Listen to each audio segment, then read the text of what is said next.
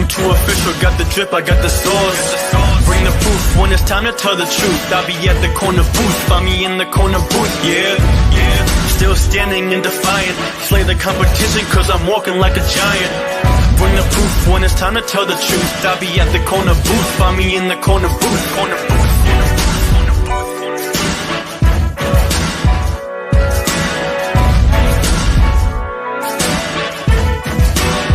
I see as well.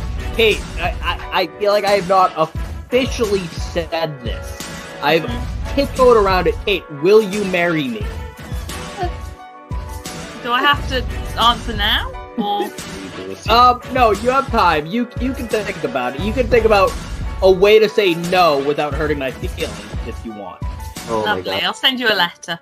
Just don't even. Alright, cool. Thank you. Shit. I'll send you my address later so you can send it to my house.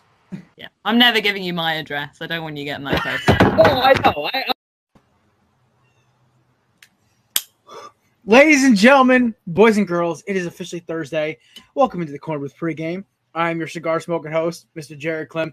This is also in honor of my man Caesar, the intern for Craft Brew Sports, who I will say, if you guys have not watched their show yet with, of course, you guys know Mookie, Scott, and their mysterious co-host, Mike Burlon. They are a great crew of dudes. They are probably the closest show we have to the Corner Booth, besides, of course, Davids and Pivots and No Credentials Required. But they are like very good friends of ours, obviously. And of course, their intern, if you guys missed it, decided he was going to try to spin his Celtics getting absolutely roped in Game 6 by saying, at least they didn't try, and he brought us a champagne and a cigar to act like Stephen A. Smith. So in his honor, I bought a very expensive cigar because also, got a new job. So, trying to be a jackass anyway. But Congratulations. Yeah. Thank you, sir. So, yeah, no. So with that job kicking off in a week and a half and the fact that I really wanted the cigar, Caesar's for you, buddy. There we go. Still smells good. I have one, but because I am indoors, I cannot light it and smoke it. So I'm just going to sit here and smell it because I do love cigars. Yeah, the only reason I'm doing this is because I'm outside on my front porch, and it was gorgeous out before. So, is it not gorgeous anymore? Well, it might rain. That's why I'm on my covered porch. Oh, there you go. At least you're smart, thinking ahead. Yeah, there's a first for everything. So, I also want to give a quick birthday shout out to a friend of the show, our editor-in-chief here at Play Sports, and a friend of ours, Miss Beth, host of Woo Hockey. Let's talk Woo Hockey. Yes. She turned, I don't know what she's turning today. She turned 25 probably. But listen, shout out to Beth. Also, always a big fan of the show and always a big fan of hers. She's awesome. She filled in last week for Samir, and she was a rock star, and we appreciate her. Yeah. Yeah. Yes, Beth. Look, Beth's a great time. She's great in the community. She's always active. She's just fun to talk to. So, yes, huge shout out. Happy birthday, Beth. Yeah, very happy birthday to Miss Beth. All righty, gentlemen. Got a lot of stuff, honestly. I was like looking at so even though Samir didn't text me back when I asked him, hey, do you have any ideas for topics tonight? Crickets. So you've gotten so much unpaid labor out of me, Jared. You really cannot say you got it. You got credits out of it, motherfucker. Unpaid labor. I know that. Isn't that just what we all do? Dude, imagine what my unpaid labor is. True. 4 years of this shit. I know. It's only been you know what? Now I'm gonna have to go back and think when my 1 year anniversary is with Belly Up. Yeah, I know my 4 years. No, my 4 years coming up in holy shit. My 5 year is coming up in 4 because I can't count. My 4 year anniversary is coming up July 30th or something like that. I want to say I joined in October. It doesn't tell me on here. Whatever. I'm currently using a paper clip to punch a hole in my cigar so I actually can ventilate it better. I've not just complete ratchet things. Wait a minute. Was it pre-cut or you mean on the end? Yeah, you mean? Yeah, on the end. I've never done that before. You sure you're just not a seasoned cigar smoker who struggles to light one properly? You got to twist it, you got to spin it, you got to puff real hard a few times. I'm like AJ Hawk in this shit. I swear I smoke way too many cigars. I've been smoking cigars since like fucking 17. That's the problem. I love cigars. So this one, I don't know if you've ever had it. So this one I have here is my new favorite cigar. Last couple of years was the first time I tried it. The Fat Bottom Betty. Oh, I've had one of those before. They're really good. They are delicious. It's so that was the first night I ever had one of those. I was at a cigar bar called Shenanigans up in North Conway, New Hampshire. Shenanigans. Shenanigans. I'm just getting literally full flashbacks from Super Troopers. Exactly. No, it's a great place, but it was the first. So I had one there, and it was so good. I was like, look, I never do this, but I need to have another full one right now. So I just smoked 2 back to back, which is usually too much for me, but it's just so good. That Fat Bottom is a good one. I had a really good one last week when I found out when I got hired initially. It was Java Cafe by Drew Estate. Phenomenal. Okay, never had. I'm also a big Drew Estate guy. So anything whiskey dipped like this Gurkha. So, but Samir, whiskey dipped ones are good.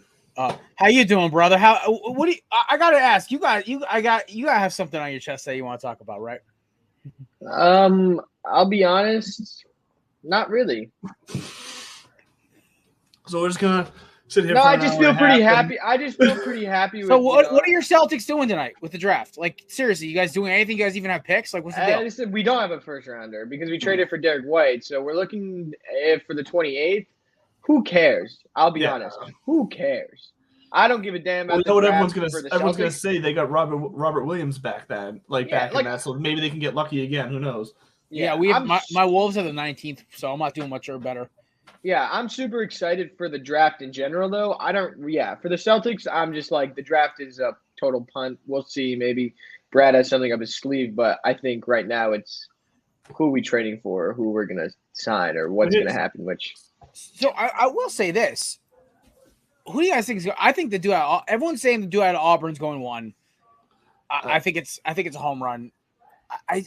You're really gonna draft Slender Man? Really, Andrew? Like anybody's gonna draft Slender Man here? Oh, I wasn't going like this because I had a different opinion. I was going like this because I don't even know who's in the draft. I really don't pay attention to. No, my opinion is I'm not a big fan of Jabari Smith. I think he's fine. I don't think he's a number 1 pick worthy. I think if you're spending the number 1 pick, you want to get a guy that's a game changer. And I think Jabari Smith is a guy that does everything pretty good. He's a very good shooter. But I don't think he's going to be like a game-breaking guy. Like he's fine. He's athletic. He could shoot the 3 very well, but he doesn't have like crazy handles. He's not making his own shot like crazy. He's a stretch 4 who plays really good defense. And yeah, I mean, you know, player comp to Harrison Barnes. I'm not saying I think he's better than that, but that's the type of guy you're going to be looking at. And I think it's a sleeper, but I'm a big Keegan Murray guy. I am. He obviously isn't going to be picked 1, but I think Keegan Murray has proved that he's like carrying of a team. Yeah, and I also really love Jaden Ivey. People are talking about trades up for Jaden Ivey. The Hawks want to trade up for Jaden Ivey potentially. That would be interesting. I mean, it would make the Hawks the ultimate no defense team. But all right, I'll raise you one better, fellas. If we don't want to talk about the prospects. Who are some star players you think are going to get dealt tonight? I mean, we already saw Jeremy Grant go. He went to the Blazers, right? Yeah, Jeremy Grant. Yeah, so they definitely are starting to fall. Where's John Collins going? That's my first one. Is he going to Dallas or Sacramento? Sacramento. You think he's going to Sacramento? Yep. Wow. As another Celtics fan, if I were to watch basketball, I watch the Celtics because I am from up here in Boston. Boston. But they've been talking. The fans up here are so delusional, and I'm sure you'll get this from here too. Like they think that we can deal Marcus Smart for like John Collins straight up, or like there's so much talk. People calling to the radio stations up here thinking that they can do these trades like Marcus Smart for another player straight up. Like, Marcus Smart? It's not going to happen. Like, I don't know what. Yeah, delusional. Yeah, trading Marcus Smart is not the right way to go. Everyone keeps saying the Celtics need a point guard. Yeah, well, everyone's saying the Celtics need a point guard, and you know we kept Marcus Smart on the bench for how many years, and then we finally let him be the starting point guard, and we made the finals. So. I don't know what people. I think the really biggest want. problem is your best guy had 100 turnovers in the playoffs. Like that's the issue. Yes. Jason Tatum had a rough playoff run. Well, But and let's be honest. I Marcus disagree. I disagree, Jared, because people say we need a point guard. No, we don't need a point guard. What we need is playmaking, and playmaking can come from any part of the floor. People don't understand that. We just need a guy that can dish the ball. Jason Tatum is taking the ball up every possession. It's Tatum or Smart, and you can't have the ball in, a scoring forward's hands every possession. He's not the guy that's going to bring the ball up. Brown's not the guy that's going to bring the ball up. Get them off ball more. You just need playmaking. You need like a Jeff Teague type, like a guy who's And not going to Smart turns dominate. the ball over a ton. We can all agree that Smart turns the ball over a ton. He's not the best playmaker, but he makes the Celtics the number one defense in the league. So I don't mind the turnovers Smart has because the turnovers he has is when he's trying to make a play. It's usually when he's trying to squeeze it through a window. What frustrated me about the turnovers from Brown and Tatum in the finals in those last couple of games was that they weren't coming on plays that they were trying to like feed it to somebody at the hoop, like right into the hoop, or they weren't trying to like cut the seam or anything. They were just fumbling the ball. They were just dropping it, mis-dribbling it, and throwing it around. And that's what you can't have. Marcus Smart was at least trying to make a play. Now, I think there is evidence to say that Marcus Smart, they win more when he shoots less. There's a pretty regular stat that was kept going around up here saying that when he takes 13 shots or less, they were like 7-2 or something like that. But anytime he takes over 13 shots, I think they only won once. So it was game 7. Yeah, he takes 2 threes. Yeah, because he takes too many threes. Exactly. So what they need is I don't mind Marcus Smart because, like I said, I like his attitude. I like what he brings as far as he is, whether people want to believe like it or not. He's someone that the rest of the locker room does look at for kind of where his head is to kind of drive the passion and the attitude to the games every night. So they need that. So I don't mind that because I don't see that out of Brown and Tatum. They might take that step, but he definitely needs to buy into the role of, look, this is Brown and Tatum's team. They need to be the shot takers and the playmakers, and he needs to be the one kind of facilitating to them a bit more. Can he hit a shot every now and then? Of course. He just can't let it go to his head and think, I hit that one shot. That means I'm Kobe now. Or that means I agree. Well, I think he bought into that fully, though, because I think once they turn at the pit of the losing streak, that was when he said Jason Jalen have to pass the ball more, and Ime brought him in and talked to him, and since then they've been great, and I think he is bought into that. You're talking the losing streak back at the beginning of January when they came out of it. Agreed, And I think it's great. A few one name that is insane won't happen. But James Harden on the Celtics would actually be broken if he bought in and just be like, I'm the playmaker now and I don't have to score. I mean, because that's what he's great at now. He can't shoot. He's done. But he's a great passer. He is a great passer. He made it. He did make it. There he is. He's giving you a yes, Caesar. Just for you, buddy. So my second favorite intern, Caesar. My first favorite intern, obviously, is Handsome Devil below us right here. Dude, I like how he doesn't respond. He's like, I don't know what to say. Well, listen. So, Andrew, you want to know how I met Samir in person for the first time? I mean, he lives 25 minutes from me. Okay. No, more like 45. I never met this dude in person. We tried to get lunches, but I was either working, he was working, or he was out of town, whatever. So I'm in Boston for a concert back in April or whatever, right? With my cousin. And I text him, I'm like, yo, I'm in Boston. What you doing? He goes, hey, I'm finishing a project. I'll be done in an hour. Where are you going to be? I'm like, oh, the Flagon. He goes, all right, cool. And, he texts me, yo, I took my bike. I'm on my way. And literally this dude, 5'9", skinny ass Samir, come running with a Jaylen Brown jersey on, just runs up and bear hugs me in the middle of the bar. Nice. That's friendship right there. That is. I love it. You should have. Yeah, that was pretty fun. Recorded it. Yeah, we should record it for content. Everything is content. Everything's content. I mean, I'm not gonna lie. That's what me and my co-host Bud just did for the Divots and Pivots when we just met. I said, yeah, screw it. Let's just record it. Why not? How many views it had? You know how many views it had? It's approaching 900 views on TikTok. I'm like, there you go. I don't get TikTok. Listen, Samir and Matt's TikToks, both the last 2 weeks, if it wasn't for my fugazi ass internet and everything, mine would have too. But their TikToks on our favorite wide receiver cores Yep. got I think what Matt got almost 1,500 views. Samir's got like Really good. 950 or 1,000. So Nice. like it was good shit. Like dudes love hearing that. So speaking of receivers, by the way, y'all hear this shit that Tyreek Hill was getting death threats for his Mahomes his Mahomes What? comments? I Yeah, he was haven't, getting death threats. So I guess when he was on his own podcast, I guess Tyreek Hill has everybody has a podcast now, right? Including us, Oh. jackoffs. So I guess Tyreek Hill, when he was talking about, he says, "Oh, I'd rather get the ball dumped on." He's like, "I'd rather the ball dumped in the bad basket instead of like having to extend the play, catch it on the run, 35 yards downfield, whatever." Saying like, "Oh, Tua is gonna put it on the spot, and I'm gonna run afterward." And he's like, "Oh, y'all see him against Buffalo when I had that overtime touchdown." I'm like, "Yes, Tyreek, we saw that shit."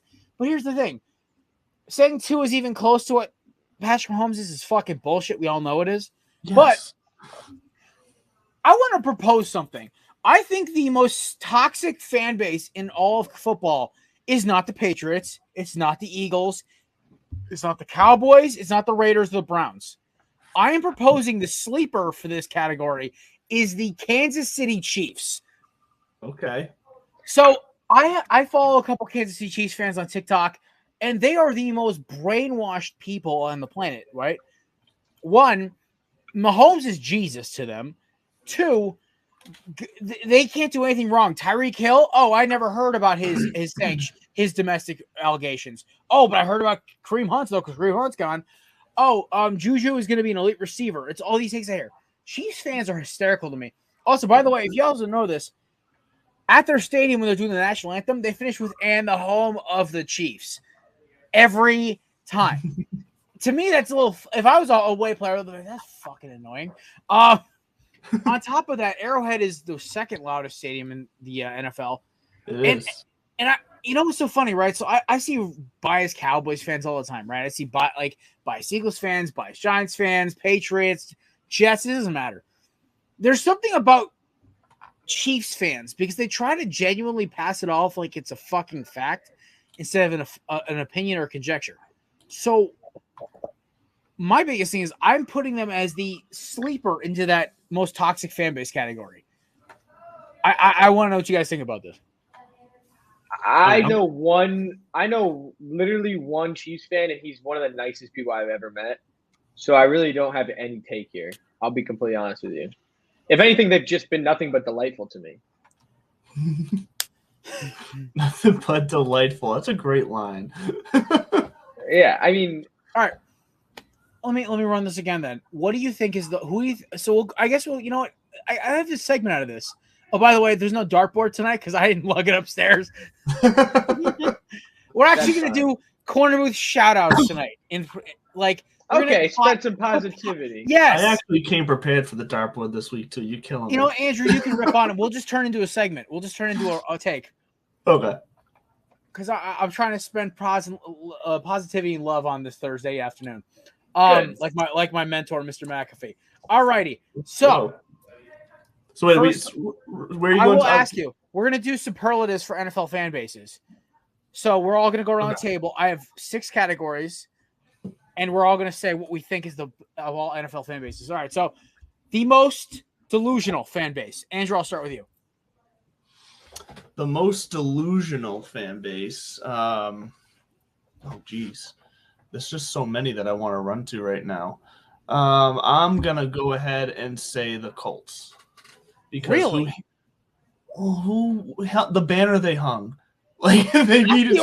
That's Jim Irsay. That's not even the fans. Well, but they did it because the fans wanted it. Like that's why they did it. So no, that might be a little unfair, anyways. But that was the first one that popped in my head. Look, I tend to all the ones I want to say I get so much hate for because they're all storied franchises, but I think they're past their prime as fan bases. Because I want to say the Steelers so bad because I hate them. But you know what? Delusional. I'm gonna say Miami. Okay. Samir, as in the Heat. Oh wait, I thought we were just doing NFL. No, it's just NFL. Samir's just fucking with you. I also Samir, think the Heat are delusional fans, though. They are. We know heard Cruz. me. Samir, we know Cruz. Like that should tell you everything we need to know right now. Yeah.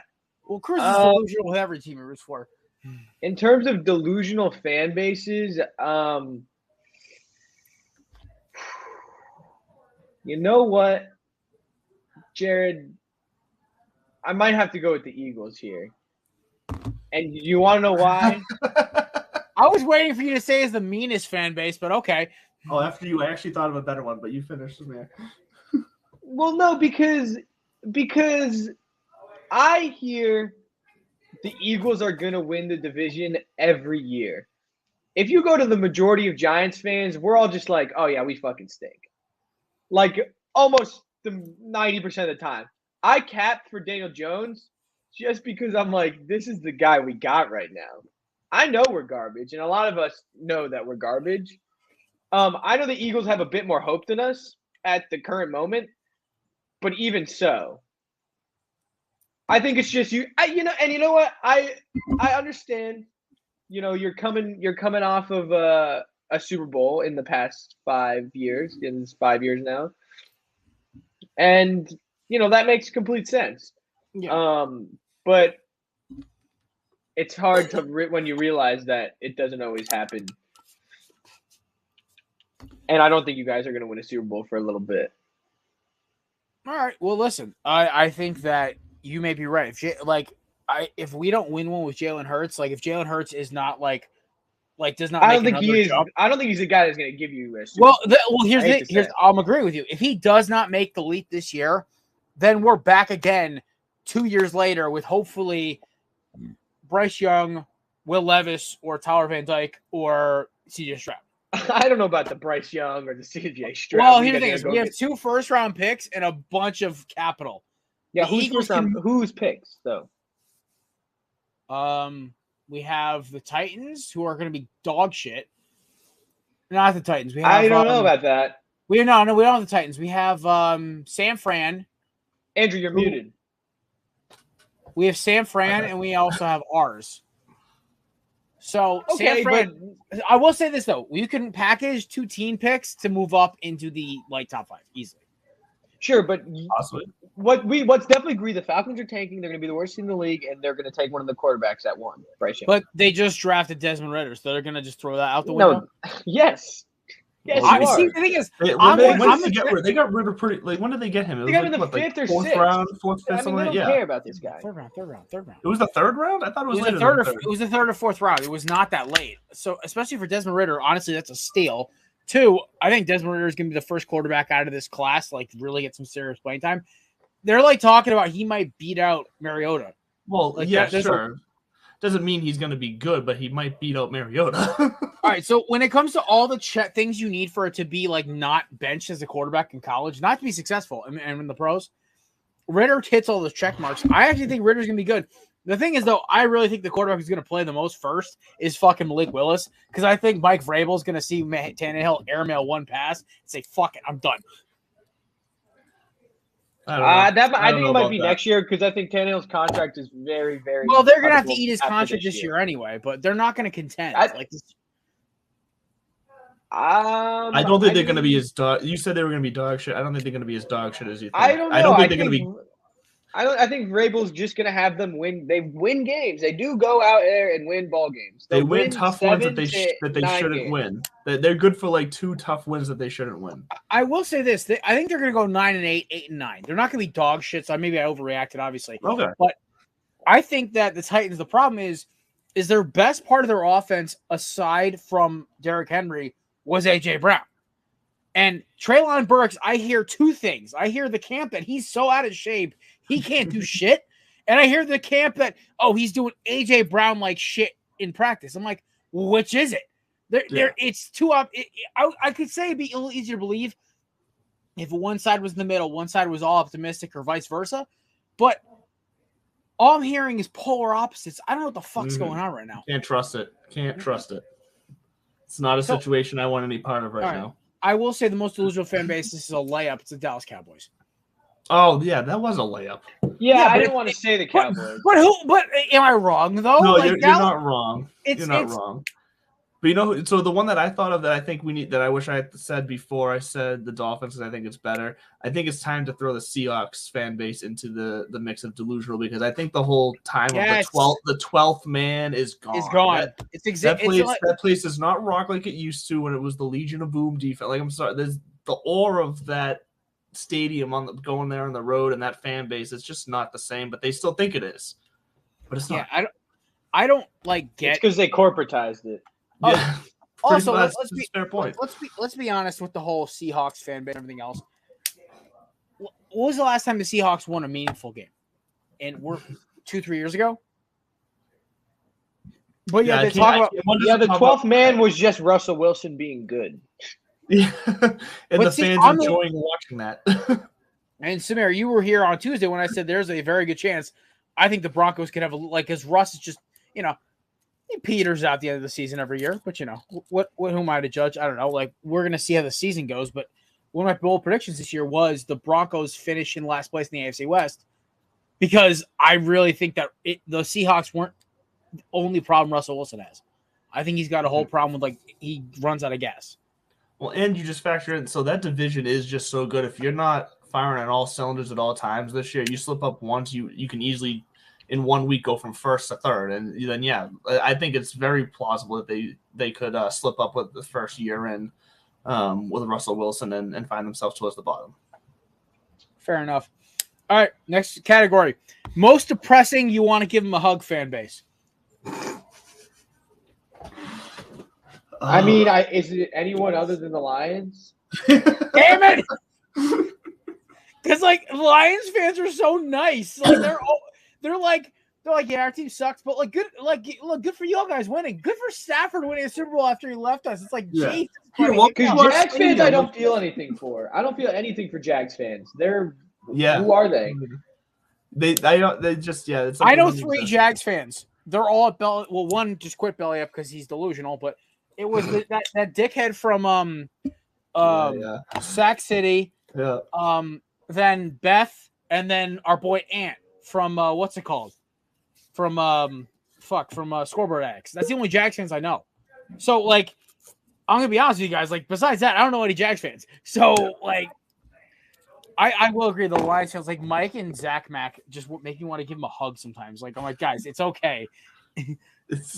The world isn't gonna hurt you anymore. And I also want to go with Chargers fans, a loyal Chargers fan that's actually there and just sees them mess up every single year. I mean, they screw it up every year. Oh yeah, it's just that's also partly me.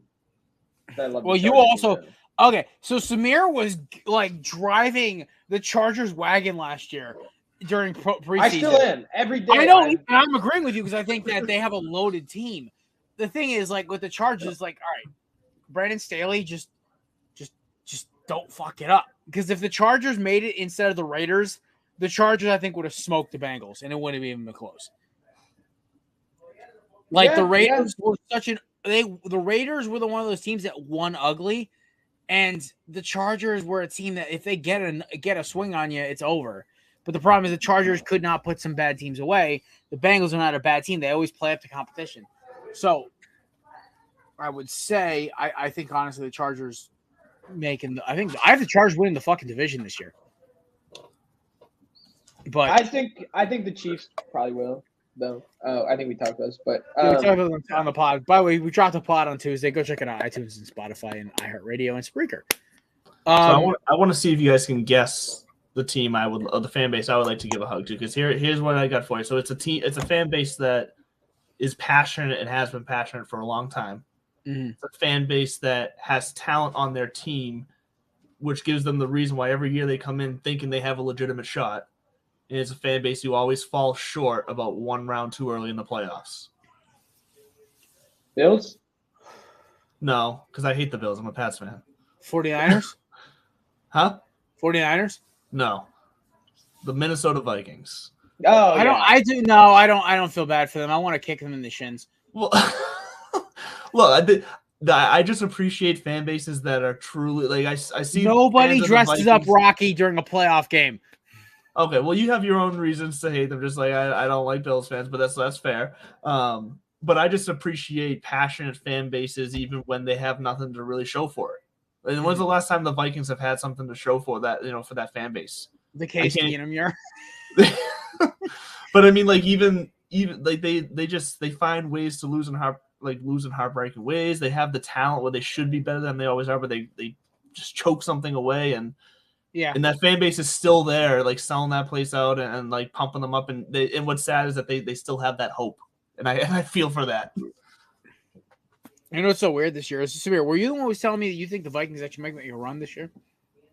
I said I might have them winning the division. And the thing is, like, Jay Jets is like arguably top 3 receiver. Thielen's still amazing. KJ Osborne is probably one of the best 3s in the league. It all comes down to Kirky. That's really what it comes down to. That offense comes down to Kirk Cousins. It's like, which Kirk Cousins are you going to get? Primetime Kirk? Or are you going to get, like, Sunday at 1:30, nobody's watching Kirk Cousins?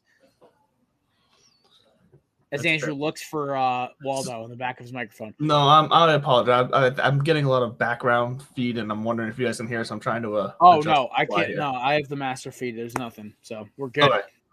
Perfect, all right. So we did one who wants to hug, most delusional, most violent, like most aggressive fan base. I mean, can we? It's the Bills. It's unanimous. Right? It's unanimous. It's unanimous. It's gotta be the Bills. I was gonna say the Eagles.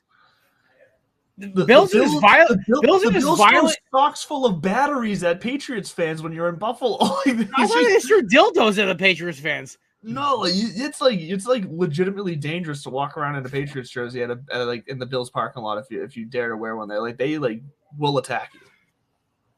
They are nuts up there. Yeah, it's so funny because I get along with Bill because I love the Bills. They're one of the teams to root for when the Eagles aren't on because I'm a big Josh Allen guy and also Greg Rousseau from also obviously the U.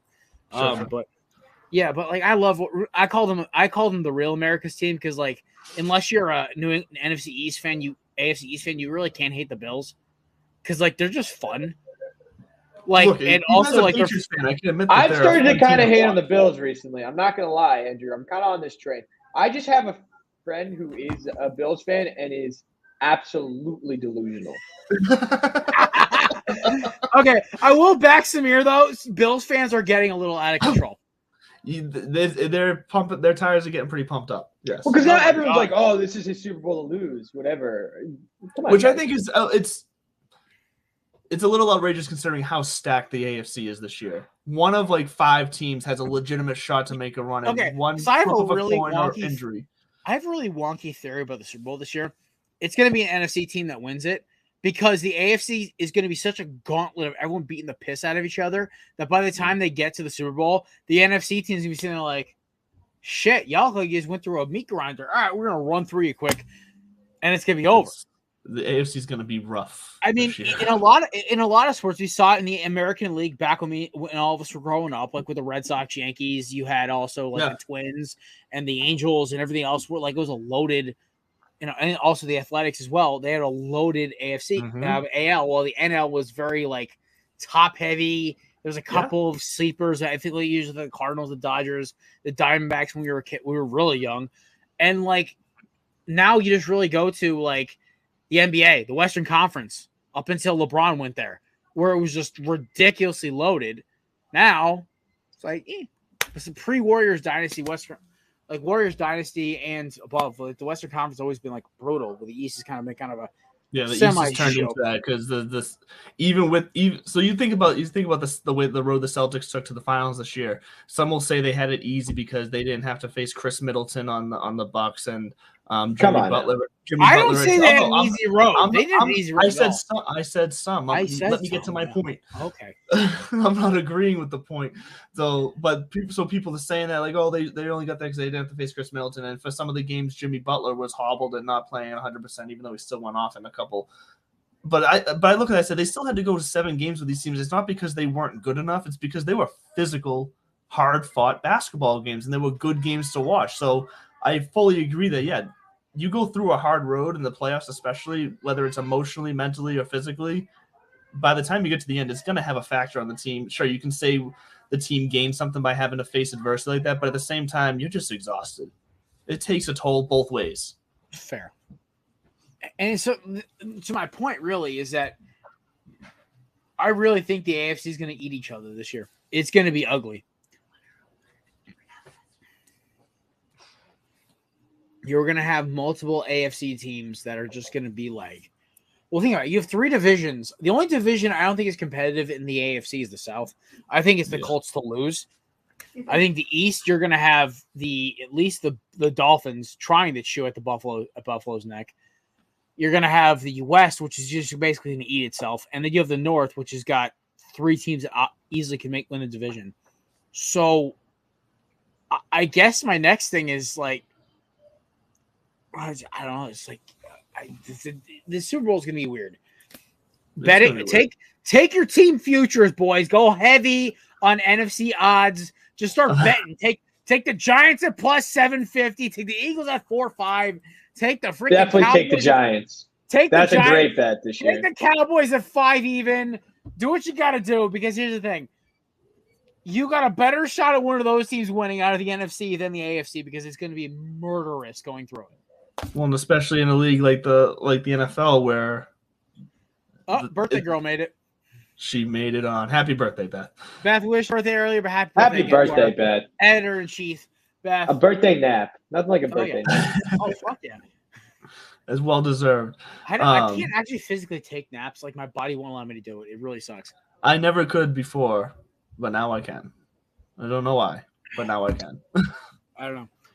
I'm a very light napper. I nap very, very, very occasionally. My version of a nap is throwing Netflix and closing my eyes for about like 45 minutes and getting up. You're not old, Beth. Come on. Beth, what are you, 25? Like, come on.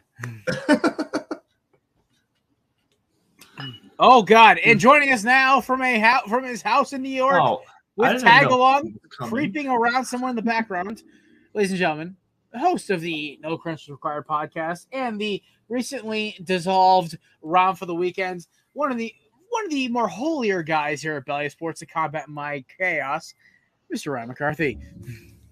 Oh, yeah. What does that say? Jesus saves. Leave it to the chaplain to drop like a freaking like religious. He's here to bring Jesus to us. Shazam! All we need to do is Ola McCarthy is just to bring on Mookie to somehow stumble on here drunk, and we'll actually have like a legit like Antichrist triangle here. Jeez. Oh my God, Ryan! So we're talking about like delusional, crazy, out of control fan bases. We already did delusional. We did violent, and we did ones you want to give a hug to, and ones you want to give a hug to. We basically the Lions with the consensus for the give a hug to. Delusional. Samir said Eagles. I said Cowboys, and Andrew said Dolphins. Well, no, I switched it to Seahawks. Remember Seahawks? Switch to the Seahawks, which actually I agree more with. I think Dolphins. Bags. Dolphins just don't give a fuck. Now we're gonna switch to just irritating. They're not good. They just annoy the shit out of you. I've got mine. It's the Cleveland Browns. So when you say not good, the team's not good, or the fan bases aren't good? Oh no, the team is not good, but the fans act like they're the goddamn Patriots. Thank you. So shut the fuck up, Andrew. So I'm gonna start off the Browns. Okay, so the Browns fans to me are ridiculous. So Baker Mayfield, I am now a champion of the Baker Mayfield Defenders Club because of how this man has been royally fucked over by his fan base and his team. This man was basically tossed out into the garbage because he had one bad injured season, which every franchise quarterback in history has had in a season where their season was riddled by injuries. Brady missed all of 08. McNabb missed all of 7, 5, 8, 10, whatever. McNabb got hurt a lot. Michael Vick missed 03. You want to talk? I think what's his fucking Rodgers missed 2 or 3 seasons. Stafford missed a season. Franchise quarterbacks missed a season. Now I'm not saying Baker Mayfield is even on any of their level, but he's good enough to be considered a franchise quarterback. For the only quarterback that's gotten the damn Browns a playoff win since before I was born. Yeah. So, with that being said, Browns fans, you get everything you're deserving this year. Yes, Beth. Only football fans we're talking. We're not trying to turn this into the hockey show. Yeah, listen, we love you, Beth, but nobody gives a fuck about hockey once because the Avalanche are running steamrollers over the Lightning right now. It literally is it's kind of depressing, okay? Like the 4 overtime game, I turn on my TV at like 12:31 in the morning, and I see the Avalanche win. I'm like, son of a bitch. I'm fine with it, honestly. I'd rather see the Avalanche. Listen, I don't give a fuck. Like, I love both of these franchises. Everybody hates greatness. I don't get it. I don't know. I don't hate greatness. I just like right now. It's like I wanted to. We need somebody different to win. I don't care. Everybody says that until their team is the great one, and then they say, "No, it's all about sustainability." Okay, so I will say this, right? So I don't care about either fan base. I find both teams fun to watch. I have friends of both teams. Shot to Scotty Kaiser, possibly getting another ring in the last 8 months. My man's a Braves fan and an Avalanche fan. His Niners ain't gonna win shit for another 20 years, so you might as well get 2 in here. So my biggest thing with this was that, I have friends that are Bolts fans. I have 3 that are Bolts fans. You know what? Tampa's fun, and they knocked the Rangers into that playoffs. They automatically are I'm fans of them. Yeah, that's McCarthy agrees. Me and McCarthy don't agree on much when it comes to hockey, but we both hate the Rangers. So you know what? There it is. And I was really with the white hot passion of 1,000 burning suns. Yes. Yeah, I hate them more than the Flyers as a Pens fan. That should scare you. Mr. McCarthy, what is your hockey team though? My hockey team is the New Jersey Devils. Really? I see. I was thinking you might be an Islanders guy. So McCarthy, what if I told you I have 5 Martin Brodeur rookie cards? I'm actually going through my cards right now, and I actually have this box set, 1992 Stadium Club. It has a Martin Brodeur in here. I have the box set. I got it for my 18th birthday. I have the upper deck one and the Flair one. I'm not a hockey guy. My uncle had all these hockey cards because he was a big because that was when the Pens were dominant, obviously. So I got a couple Yagers, I got a couple of Lemieux, I got a lot. My uncle's favorite player, Kevin Stevens, and I got a ton of Brodeur rookie cards. Got a couple of Patrick Waz, Eric Lindros, Scott Stevens bobblehead doll right there. Ooh, nice. Hey, speaking of baseball cards, can I throw a quick curveball in here? Go for it, dude. This show is about hanging with the boys. I know. I just didn't want to cut you off because no, you're good. I start rambling. So, but no, because I was listening to a local radio show up here, and they had Brandon Merriweather on, and he was telling the story because he was up here for a signing. He was doing a signing at some sort of collector's place or whatever. And he was talking to this guy who came up and brought a ton of he literally had every one of Brandon Merriweather's jerseys of every team he's ever played for back to college, and he wanted them signed exactly. Yes. So the guy's obviously a collector, and in the middle of talking to Brandon, Brandon said that he just kind of stopped and looked. He goes, "I'm sorry, something just caught my eye over there. This place had a Mac Jones rookie card on sale for $20,000." Wow. And he said, "Hold on one second." He called up MJ's right there. Okay. He called up his Skybox 1990. That's crazy. Oh, that's nice. Awesome. Oh, you guys ever heard of Urlacher's new company, by the way, that estimates the value of your card for you? I haven't. No, but that's not. I have. It's called Ludix.com or whatever. It's awesome. I'll send you all the link afterward. But so Brandon said he witnessed this guy get on the phone and call one of his collector buddies and say, "Hey, look, this is here for $20,000." And the guy on the other end of the phone says, "Yeah, that sounds about right. I just saw one sell for $70,000." Mac Jones? A Mac Jones rookie card sells for $70,000. Like that. Okay, so they said on the show, they said on the radio show, $500. That's worth, if you're a real collector. I mean, that's an investment that could turn out and make sense. But you're spending $70,000 on a guy coming into his second year in his rookie card. You're looking for realistically in your head, you're saying, okay, this is now a win if I can turn that $70,000 into 750 plus. Okay. That's gonna be your scale. With $70,000, I could buy my new Trail Boss Silverado and then take me and Samir to Eagles Giants twice, within front row. Yes, Samir, that sounds pretty good, right? But you guys want to see an odd card? I have. Oh, it's a little blurry. What is that? What's the name on that? It's Rocket Ismail. Really? Yeah. Wow. From when he played in the Canadian Football League. Okay. Damn, that You got yourself a little collection over there, huh? Leave it to Ryan to have. You got yourself a little collection over like, there. He's getting his fingerprints all over that, though, so that works shit now. I've had this collection for like years. I bought it at a card store in Waterford, New York for $5.99 back in the late 90s. I've had it ever since, and I have a bunch of it was like all Rocket and a bunch of other cards from the CFL. It's crazy. I didn't even know CFL had trading cards, but actually it kind of makes sense because this is actually probably the first and only set. Honestly. Okay, I'm not going to type in the chat because apparently when I type in the chat from here, I'm typing as the Corner Booth Podcast and Belly Up Sports Facebook accounts. Whoops! You got to put it in private chat. That's why. But Beth, I was saying outrageous, right? Yeah, right. All right, so I will. Okay, so where the fuck were we? I got one more for you. All right.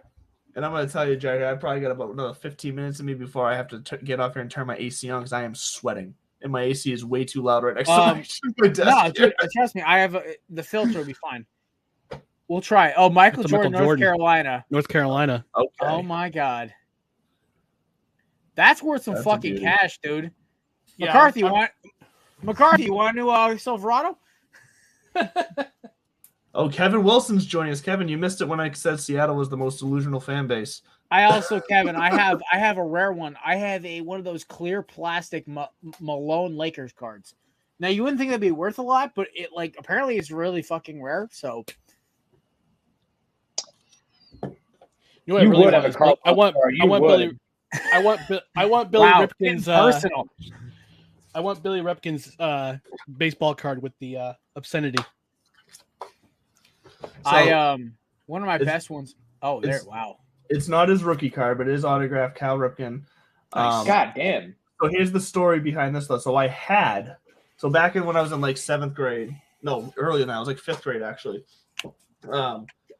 It was kind of cool back then to mail a baseball card of your favorite player to them, and they would sign it and send it back. Like you can still do that. I know you can. You can because that's how I got this one because we made him feel so bad. Because when I did that for Cal Ripken, I'm in like 5th grade at the time. I didn't really understand that a rookie card of Cal Ripken's could be like super valuable. So I mailed him his rookie card to sign and send it back to me. Whoever opened his mail kept it and sent me back some printed signed letter saying thank you. And I never saw the card again.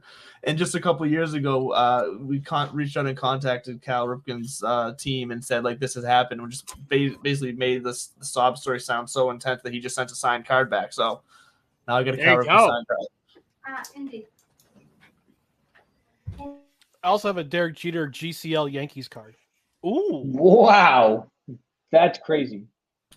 Yeah, we got to get you on that site to see what your cards are worth. That should be a whole episode right there. Just Ryan sitting here inputting his cards and see what they're worth. Ryan's going to literally have a mansion at Newport by next week if he just starts selling this shit off.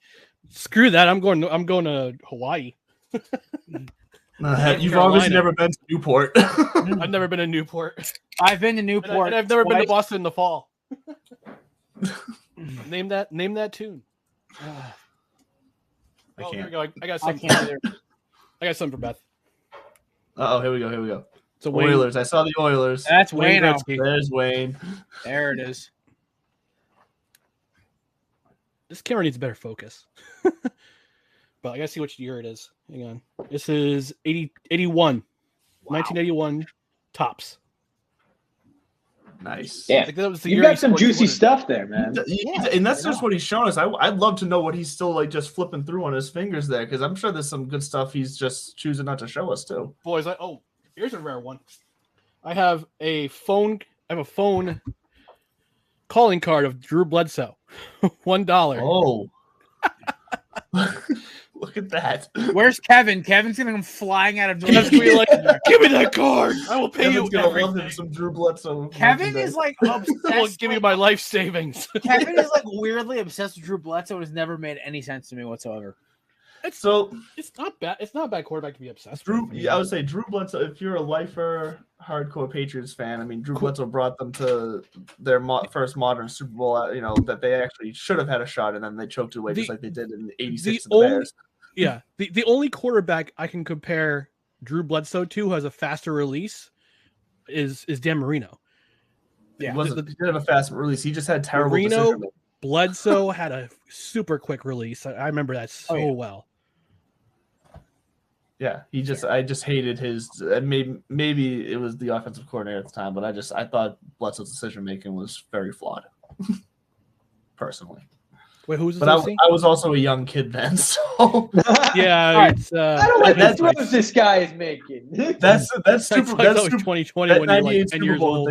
That 98 Super Bowl that they lost to the Packers, that was the first for me. So that was in like second grade then or something like that. I forget how old I was, but that was the first moment that I remember being like physically sad about sports. Like, because I was like, oh, I'm going to stay up and watch the Patriots, they're winning. And then they lost and they got crushed. And I just remember that was the first time I went to school the next day, woke up and just said, like, forget today. Like, today doesn't need to happen. Like, I just don't want to be here. It's today. okay. I had that when your Patriots did that to my Eagles in 2004. So that was a fantastic time. Yeah, it was. that was me. That was me for the last 20 years as a Jets fan. If that football is 5 feet lower, LJ Smith scores, and we have a whole different conversation right now. There's so many ifs. If David Tyree didn't have bubblegum on his helmet, then the According Patriots to would Justin have. Timberlake. Oh my God. There's so many ifs. So one thing we kind of greased over was Joel Embiid trying to recruit Kevin Durant. Now Kevin Durant's like considering like all He's his not options. leaving. Kyrie's not going to leave. So you're not buying any of this what's his face? Durant leaving? No. It would be nice. It'd be nice if he came to the Celtics. That's if Kyrie leaves, I think Durant will leave because I don't think. I don't think Kyrie's going to leave though. I've thought about it. It seems like he's definitely going to stay. Why would you turn down all that money and go back to LeBron? You want to go back to LeBron? Is that what it is? But you've been, him and KD have been so outwardly like, oh, this is my brother. I loved it. Ride or die, yada, yada. And you go out of your way to start a super team here in Brooklyn with your boy, and then you're going to leave to go back to LeBron after you wanted to leave because you said you wanted to be considered the leader of a team while LeBron was at the Cavs, and then you're just going to be like, I'll be little brother again. To be honest, Kyrie, you're better as little brother. We all know that. He certainly is. But I think his head has gotten too big to be little brother, though. Boy. I don't think Kyrie is capable of playing that role anymore. He believes he is too big now. Yeah, I would agree. Yeah. I will say one of my biggest things about this is I just saw something right now. I don't watch basketball, and I don't believe that. The word on the street is now that Kevin Durant will not ask for trade even if Kyrie dips. So I kind of buy that. I mean, I feel with Durant, like the Nets have enough space. If they get rid of Kyrie, they could easily go get like another tier 2 guy. And like they may not be like the best team in the East, but if KD goes off, then like they could beat anybody. I think KD needs a tier 1 guy. Oh yeah. He's only ever been able to win when he's had Steph. When he's he needs a tier 1 guy. Fair enough. All right, so a little college football news. Arch Manning has finally declared he is going to be going to Texas. Going to Texas. Whoa. I do not like Texas, obviously. I almost went there actually for college. Ironically. So according to multiple sources and of course the official announcement, Arch Manning, the nephew of Peyton and Eli, Tom Brady's dad and son, and also the number 1 quarterback recruit, I think in next year's class, has officially committed to Texas. He will be backing up Quinn Ewers next year, who is going to be the starter, I think, this year for Texas. And so there you go. I did not see Texas coming. I really thought it was Georgia. That was my attaboy. I didn't see Texas either. I think they got to be going to the SEC. I think it's going to be Texas wants to move to the SEC, be the next big football school, whatever, come back. That's what they're going to want to do. Will it work? $1 million. Well, I don't know. shout out to our boy Kevin. His poll over at Quad Tailgate. You can check it on Twitter. Asked, "Is this going to make Texas a SEC contender?" And the options were yes, no, or horns down. So my response: horns down. Yeah, it ain't gonna make them back. Listen, the Texas's problems go beyond getting one all-pro recruit, all-world recruit. Okay, like it's And let's just, the SEC is the SEC. There's a difference between the for a passing league reason. known as the Pac-12 and not Pac-12 actually can play defense. There's a difference between the passing league known as the Big 12 and the SEC. The Big 12 is the worst division in college football of like the Big 5 schools. I think that's True. probably fair. Yeah. But I just think it's outrageous that any of these teams from another conference, I know Texas is a bigger name, but to say just because they go into the SEC, they have a shot to be like a top 3 team, I think that's outrageous. The SEC is already established. Like those teams are already there at the top. They're not going anywhere. Yeah, Like, I don't see how Texas Bama, comes in and LSU, competes. Georgia, they run that shit. Like Fun for them, fun for Texas, but you need to get some studs on defense if you're going to compete in the SEC. Yes. yeah, You could get all the all the 5-star wide receivers and running backs and offensive linemen you want, but in that league, you have to play defense, elite defense, like NFL level defense to compete. Exactly, Kevin Wilson. If they can't, Kevin's getting a little aggressive right here. He is. Woo.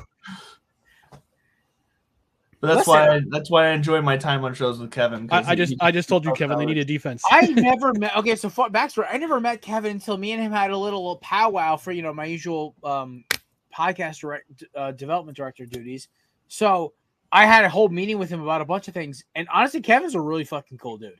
So, oh yeah. So yeah, one, Kevin, you're totally fucking right. Two, here's the thing about Texas, and this is the biggest problem. McCarthy had in the head. They have to actually have a good linebacker. They haven't had a solid here are their last two since 2004. Their last 2 pro prospects who are defensive players. Okapo. 3. I'll give you 3. Michael Griffin, who fizzled out of the league quick. Brian Arakpo, who is basically an Asgardian in human flesh. Yep. And then Earl Thomas, who last we heard of him was having a threesome with his brother and a mistress. So, not great company, Texas. Not gonna lie, I didn't say down. that, but you ruined my night with that one, man.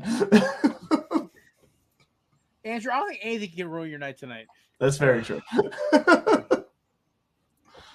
Oh man. Oh, I love Texas. But I gotta give a quick. Now he's coming after A&M, man. He's shooting shots all across the bow to everybody now. I will ask this as we have 3 Star Wars. Andrew, are you a Star Wars guy? I completely forgot to ask. Yeah, so I don't know like all the details, the ins and outs, but like it's like I know. Did you watch it? Is everyone here caught up on Kenobi? Yeah, I haven't watched it. I have not. Oh had the my time God, I haven't to watched it. Period. I don't have Disney Plus. Okay, but can I say this? I gotta say this though. I just want to give a joke. I did have a Mandalorian as a personal trainer once. In our first session, he looked at me and said, "This is the weight." Nice, nice. Very You're nice. welcome. Andrew's gone. Andrew, go turn on your AC That's unit my- and come back. That's my That Andrew, joke sucked. I'm out of Andrew, I'm here. gonna boot you. Just go get your AC unit on and come back. What was that? Go turn your AC unit on and come back. I mean, this is why I'm not turning it on, man. Because it's right here. That's fine. That's fine. I don't give a shit. We'll talk louder. Just put yourself on mute when you're not talking. Yeah. I do gotta go though. Problem solved. All righty. You are out though? I am out though, but as always, this has been fun. I love Buddy, coming on the call love with you. Thank you for coming through. So enjoy the rest of the time, Ryan. Hang on, Happy divorce, yes, Hi, Ryan. Andrew. Happy divorce, Andrew. It's all right here. Yeah. Takes the paperwork. Jesus. All right, peace This out, is guys. the I'm out. content we need. Adios. All right, buddy. Peace. Oh my god, that was funny as hell. I will actually- say though, for anybody who was thinking about watching Obi-Wan, you should. loved it. Okay, so it won me over big time because the first couple episodes I really did not enjoy, and then it just kept going along, and then the last episode was like genuinely fantastic, like top shelf Star Wars content. Like even if you don't want to watch the whole show, you can watch the last episode and be like, "This is freaking really, really good," and know what's going on. They did really well with the constraints that they had, like time, and you know what I mean. I think it was really good, man. So by the way, you will get me and Samir's full review of it on Tuesday on our Corner Booth episode. Or Monday, whenever we record the episode. I think Monday, well, we'll figure it out. Either way,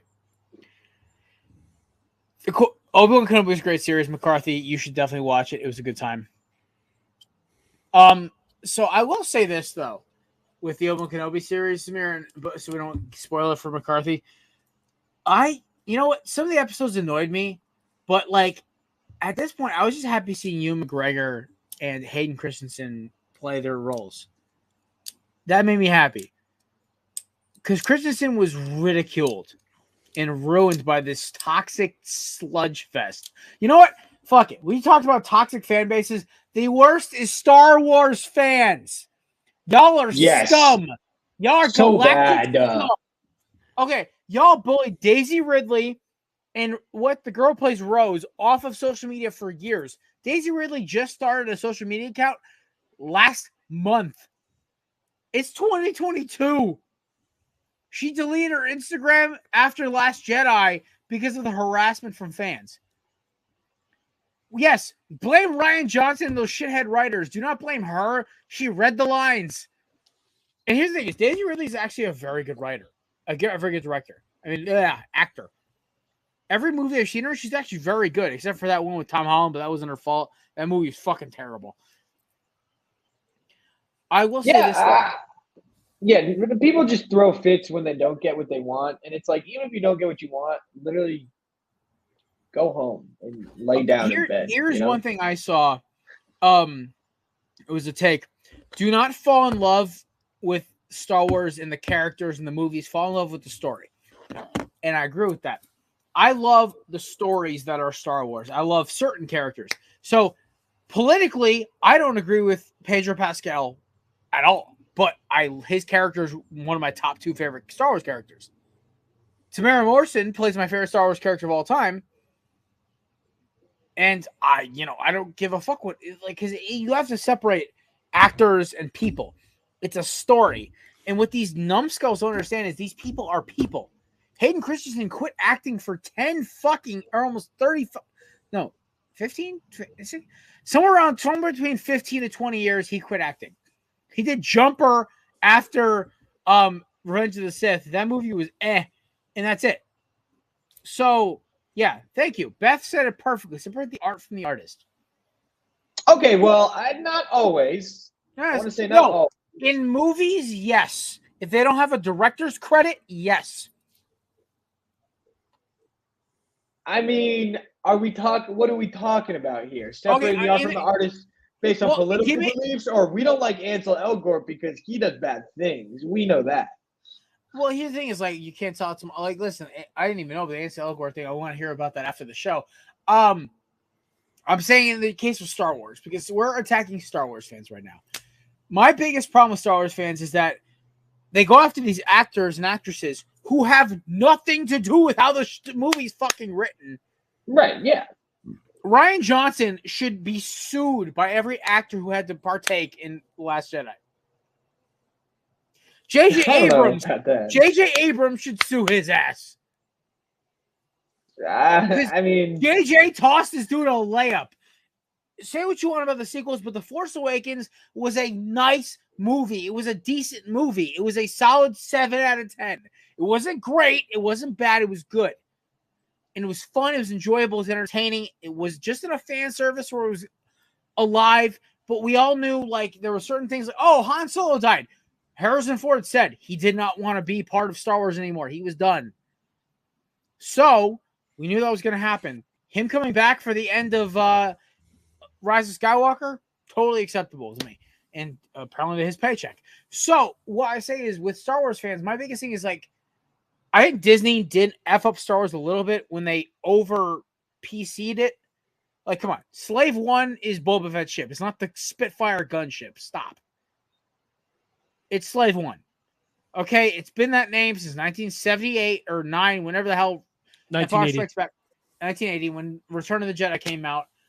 When I was 2 years And old. it's like, you can't call it Slave 1. It's like slavery happened in every first and second world country in the world up until about 1890, 60. Still happens in some countries. There's more slaves in the entire world than there was back in our time. Back in like. And there you go. So here's the thing: is it's just a word. And on top of all this shit, right? It bugs me. It just bugs me how people like let a movie. It's just a fucking movie. You don't like it, turn it off. And that's I don't know. That's my complaint with Star Wars fans. I think they are the most toxic fans in all of entertainment sports. I have a perfect solution for it. There you go. Get off social media. Yeah. I wish I could, but I've got stuff to. We do it for a job. It's part of our job. Yeah, it is part of our job. But social media has ruined the Star Wars franchise because fans have their opinions. Great, you have your opinion. Shut up. Watch the film. Like, let this be part of your childhood again. Like, I mean, yeah, I had problems with. I saw with 7, 8, and 9, and 1, 2, and 3 because I saw 1, 2, and 3 when I was in my 20s. And also with 7, 8, and 9. I was 6 when I saw. No, I was 4. I was 4 when I saw episode 1. Holy shit! Getting old sucks. But anyway, no, but people find ways on social media to ruin things, and I absolutely, positively hate this timeline. I said it on Monday's No Corrections Required. Like, get me out of this timeline. Get me out of this timeline. Check it out, by the way. Episodes on everything. Everything. You guys are on Amazon Prime, Amazon Pod too, right? Yeah, we're on pretty much everything. Yeah, and actually, I meant to mention that. I'm actually stopping the morning cup. It's having a full-time job and trying to do a daily podcast is kind of exhausting. It's a pain in the ass. I thought about doing it. I'm like, with the new job starting and the fact that Samir and Matt have lives and full-time jobs.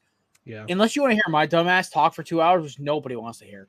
I only cut to half an hour and it's still exhausting. Samir gets sick of me after 45 minutes, so I'm not shocked. Yeah. I plead the fifth. Samir, what do you think about all this? I mean, you've been kind of quiet about all this stuff. What do you think about Star Wars fan bases and all this stuff? So pretty much, what you've been saying is mostly true. I agree. Star Wars fans, a lot of it is this entitlement to thinking that it's theirs. And I understand, as a fan, when you're a fan of something, and you love it for so long, and then they're doing a reboot or, it's coming back, it's getting traction again. You kind of want to gatekeep low key. I understand. Mm-hmm. But now it's to the point where it's like, I want to gatekeep it so there's only white people in Star Wars. That's where a lot of the hate comes. I mean, that's just what it's been. Like, the hate for Obi-Wan was literally because of Third Sister being a black woman. My hate for her character is the fact of her character. It's not because of her as a person. And Jared, I don't know if we talked about this in the show. It should just be British. Did not yet. Only British. Only Brits. Only Brits. Okay. Only Brits and Australians and New Zealanders. So then Mace Windu and then Yoda and Plo Koon. All these characters don't exist because they don't talk like. Oh, and also Hayden Christensen. Canadian, basically English. But basically American. Shut the fuck up. I think the Third Sister was sure underwhelming the first few episodes, but that last episode she was great, and we can all admit she was super great. Oh no, she redeemed her whole. I hated her up until episode 6 because for sure, me too. Her acting, it was not her acting. Her character and her arc and everything else fucking annoyed me. I'm like, I want this bitch dead. That's the problem. I was like, geez, I hate this. I can agree with I want a bunch of stormtroopers to open up on her like it's like the scene from Predator. But then she redeems herself in episode 6, and her acting was always on point, and her character arc was great. So that's the point about all. That's what about Star Wars. I never said shit about it. I never tweeted it. I never harassed her character. I didn't like how Star Wars is like, you're racist if you don't like your character. Like, no, her character's written like shit. It's not her fault. Like, it's not the actor's fault. No, Jared, you have to understand that like they were getting hate from I know directly because she was worst, black. If you don't like the character, that's fine also by me. Yes. Yeah. My biggest thing was like I didn't like the character because of how it was written. I didn't give a shit about the actress herself. She could have been a white, Spanish, Asian, doesn't matter to me. Her acting was not the problem. It was the fact how the character was fucking written. It was fucking terrible. Right. And then a lot of people go and argue that the inclusion of a black woman in a Star Wars movie means that they're pushing some liberal agenda down people's throats. Which doesn't make any sense. I raised you Mace Windu, Lando Calrissian, Finn. I know I'm missing one. And people love finding things to freak out about. Another thing, the same-sex kiss in Lightyear, guys. I saw Lightyear, bro. I didn't even notice it. I didn't even know. Who gives a fuck? I have friends that are. It was like so. Yeah, I have friends that are gay. They like literally kiss in front of me. I'm like, oh, good. You're just as miserable as my parent, as every married couple in America is. Who cares? Lightyear's good. Love is love, baby. You can't complain. Happy Pride Month. There's my Happy Pride Month moment right there. Love is love. But, yes, there you go. But go see Lightyear if you like Pixar and space stuff because there's a lot of. I am finally going to go see Top Gun tomorrow, so that's my. I was gonna go on Tuesday, but I was too lazy and I missed. Basically got held up, and then I look at the clock. It's 5:00, so matinee prices were out the door. I was like, I'm not paying full price. Fuck that shit. To go see a movie by myself, fuck that. Yeah, no. $6 Tuesdays for AMC are absolutely. Oh my god, killer, dude! Bro. The South Park movie theater, $7 anytime before 4:00. I've seen every movie I wanted to see. I'll just take a day off from whatever job I had. I've seen every Marvel movie I wanted to see. I've seen Creed, Venom. I've seen a Star Wars movie. Like I've done everything I wanted to see. I just go on like a day off during the weekday at like 11 a.m. or 1. So tomorrow I gotta go boot shopping for my new job because apparently OSHA violation if you don't have steel toe hikers. I'm like, all right, great. But I'm gonna go see Top Gun at 1:00 and I'll be hype as fuck. Yeah, that'll be fun. I might do that next Tuesday when it's $6. But sweet. And hopefully we can do an episode maybe Monday or Wednesday and we can break it down. Yeah. Fuck yeah. Yeah, all right. So Star Wars, that's kind of everything's off my chest with Star Wars there. Fair enough. All right, boys. I love Star Wars. The fans are annoying.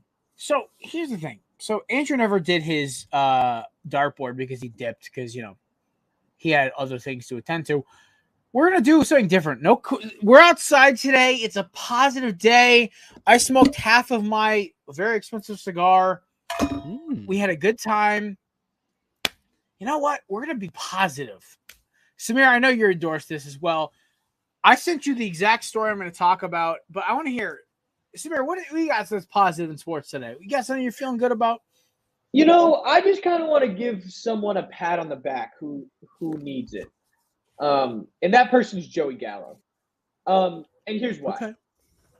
A lot of people out there, and specifically I'll call out Kevin. Do it. Kevin's at a wedding. Kevin's at a wedding right now. Are like so outspoken about how Joey Gallo stinks.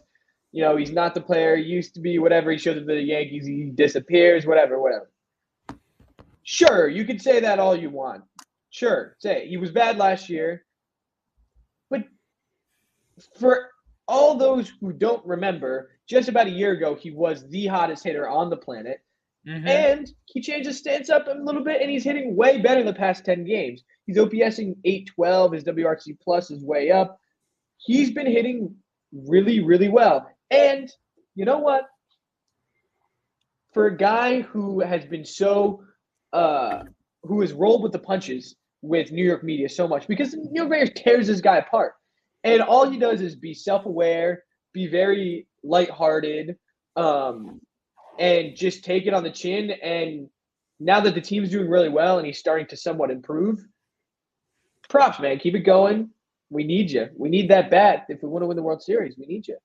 Fair. So you know what, Joey Gallo? Keep doing your thing, brother. Amen. McCarthy, got some positive to do on this Thursday evening? Yeah, I do. I'm looking forward to the NHL draft, which is next week. I actually have I have 4 prospects I'm interviewing for the next episode. No credentials required. So I'll be interviewing 4. Beautiful. We will Possible retweet draft all of picks. them. They'll be on the corner booth Twitter, by the way. Yeah. Oh yeah, we'll definitely tweet that out. I got all the media sheets today for my contact. It's awesome. So we're getting there. Nice, man. So can't wait for the NHL draft. Can't wait to see which player the New Jersey Devils draft at spot number 2. Also, a lot of positive vibes in the New York Jets world right now, which is I've just been different from the last decade. And I'm looking forward to what's going to happen in training camp. I'm looking forward to what's going to happen this season. I have a feeling it's going to be a big turnaround in terms of wins, and there's a whole lot of positivity in training camp. And yes, that even includes Boomer Esiason's thing about Boomer. About Boomer. Team Mekhi McAfee all Becton's day. about Mekhi Becton's alleged DoorDash receipt from Buffalo Wild Wings, which is like, guys, is it a slow news day at WFAN? Come on. It's I'm gonna always ignore a slow that. news day at a shitty radio station. I'm gonna ignore that because it's all positivity, baby. New All York positivity. Jets, we're coming. I have Watch out them for winning us. 9 games this year, McCarthy. My ceiling is 10.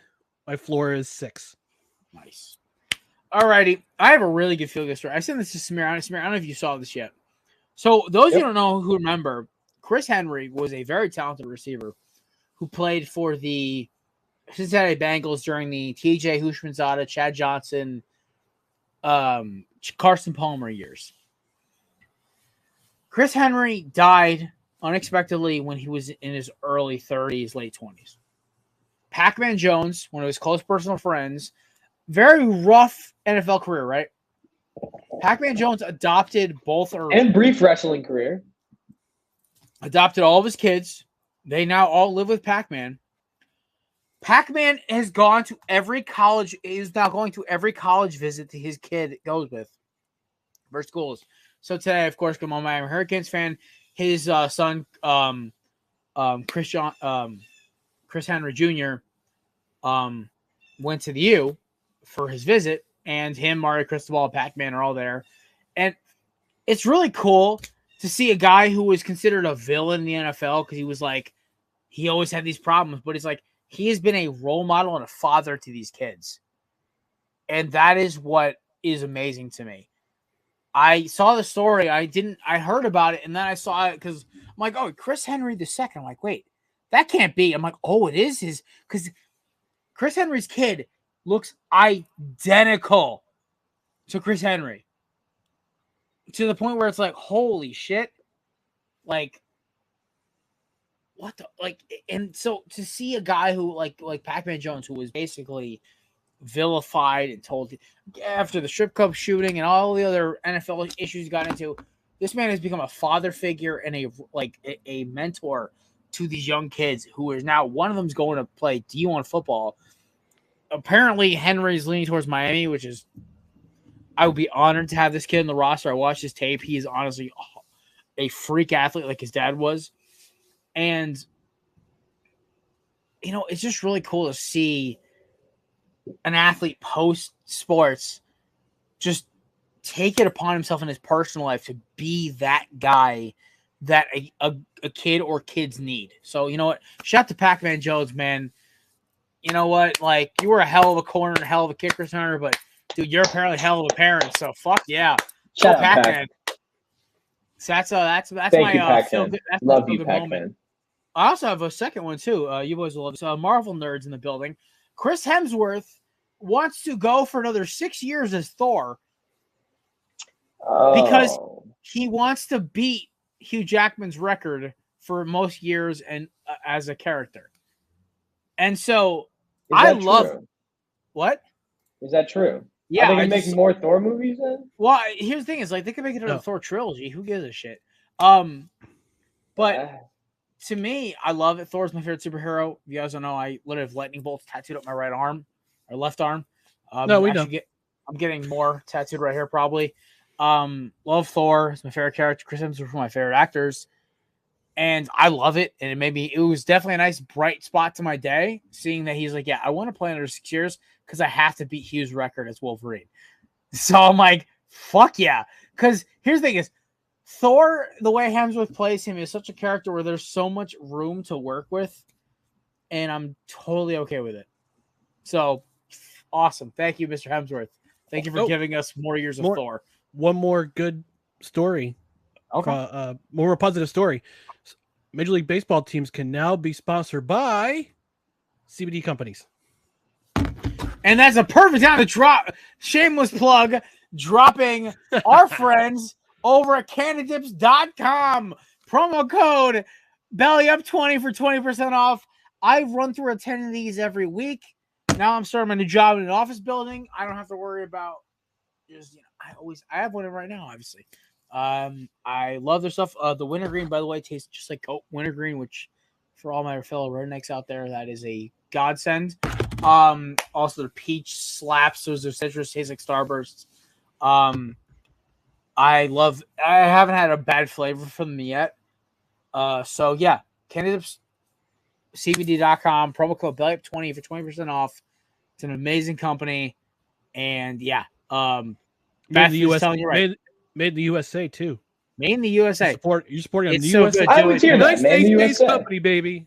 USA. Also, shout out to our other sponsor, obviously, our good friends over at eatsfish.com. They're pro sponsors of ours for years on end. You want amazing sunglasses like this? They are Jared-proof sunglasses. These I wear to jobs. I wear these driving my work truck. I left these in my work truck for 3 months, and they're still basically scratch-free. Me being a dickhead, I may have dropped them into a Marvel machine or two. But promo code Corner Booth for 10% off eatsfish.com. Listen, they're just good sunglasses. My man Angela Duke can tell you, so can McCarthy. Samir, we got to get you in a pair. Samir, we got to petition them to do a prescription pair for you. Yeah, I don't think they'll listen to me. I feel like if you pay them enough money, they would do. No, do this. Get the frames, then get the prescription lenses in there. Yeah, but how do you get the prescription these lenses? They have the other ones. They have what's it called? They have very what's it called styles. They have very like the Ray-Ban styles like you have for eyeglasses right now. I see. Yeah, so Andrew, those are the ones he bought when he won our contest back in Christmas. That's how I actually met Andrew, by the way. I never met this kid, and he won our sunglasses contest. Him and my boy Heck. But something I am definitely in the market for like more sports glasses because I keep wearing these when I hoop and it's a little too much.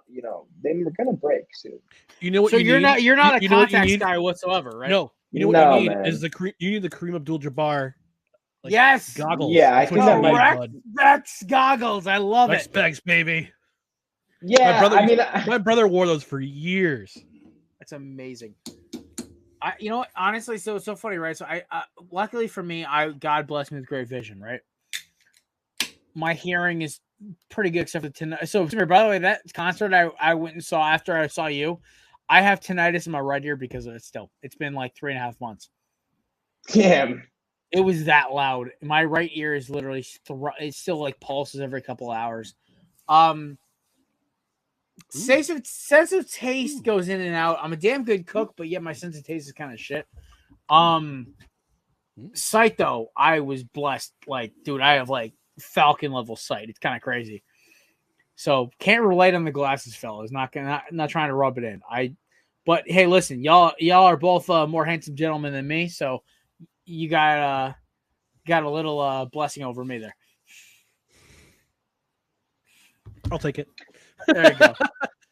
Also, a new Thor: Love and Thunder trailer dropped on IMDb as of 6 hours ago. So, another one. I will be going to see that movie opening night. I may or may not literally leave our episode of Corner Booth pregame and literally go right straight to the movie theater in Southbury to go watch it. Yeah, I haven't seen the Doctor Strange yet, but now it's on Disney. It's on Disney Plus. I'll probably watch it tomorrow. I might check it out. I do have something to say though. About the state of movies and Marvel. They gotta stop. I don't.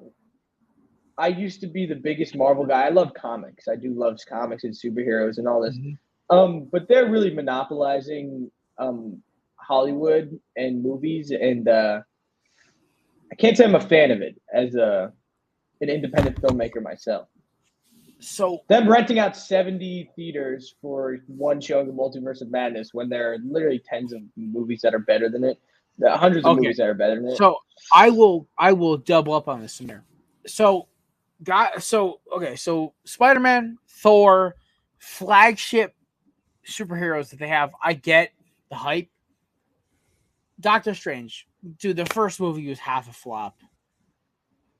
Honestly, doing it normally and then releasing it on Disney Plus is probably the best thing could have done because honestly, it's a mid-tier movie.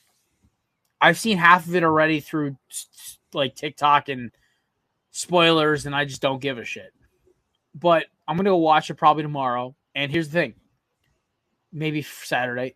I think I'm gonna watch it because I love Benedict Cumberbatch as an actor. He was great as Smog. He was great in the Imitation Game too. He was great as Smog. He's an actor. And honestly, like I did love him as Doctor Strange in the Avengers movies. But here's the thing: is like to me, it's like I just don't care. It's to me, it's like I get going crazy for the flagship guys like Thor, Spider-Man, Iron Man, Captain America, Wolverine, Deadpool, whatever. Like go for the guys that really pull in the dollars. But Doctor Strange, you're really stretching it there. Also, can we also talk about how bad the movie The Eternals was? It's been on Disney Plus for almost 3 months. I haven't even looked at it yet. I have not watched it. I don't really intend to. I don't know, because Chloe Zhao is a great director. I don't know why she decided to do that movie. Interesting career choice. I mean, she can go get the bag after winning Best Picture, sure. But come on, Chloe Zhao, you're better than that. Because I don't know if you guys watched either The Rider or Nomadland, but they're both really. I heard Nomadland was incredible. Yeah, it's fantastic. They're just both really good, like emotional, grounded, like realistic, really well shot films, and it's like how the move from that to a big blockbuster action sci-fi thing was bold for sure. See, this is why I love talking movies with you, Samir, because you are part of the industry. You are getting into it right now.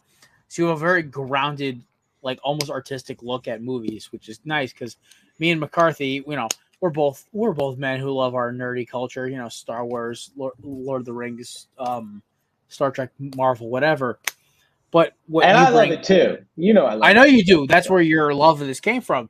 But you also have a more realistic look at it because you look at it from it's also a business at the same time. It's not just a entertainment. Yeah. Oh, it's a business.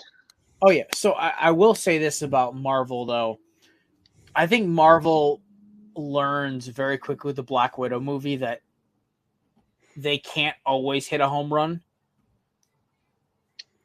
And that's the problem. They don't need to just because their Disney series and they'll get the most theaters, so they'll make the most all their money, series were good.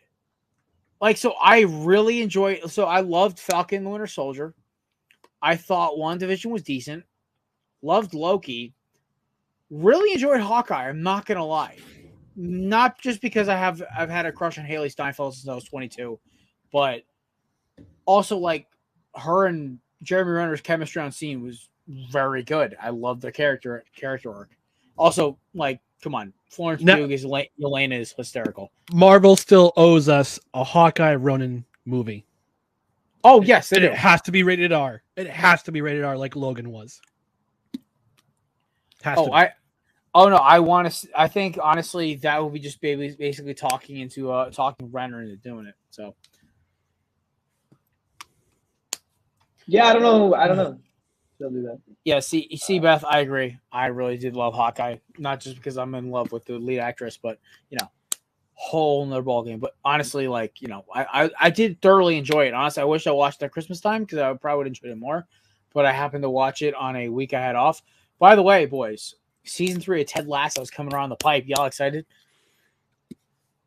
Haven't seen it. Yeah, I've seen. What? I don't have Apple TV. I rented it for a month because that's like $4, literally just for that. So I've seen the first 4 episodes of Ted Lasso, and I think it's fun. I think it's pretty good. Yes, Beth, believe. I enjoyed it. I enjoyed it pretty. Well, So I maybe love- I'll keep watching. Right now, the things that I have on my docket / have watched recently. Stranger Things I watched. I don't know if you've gotten my take on Stranger Things. I'm just like, it's kind of mid and too long.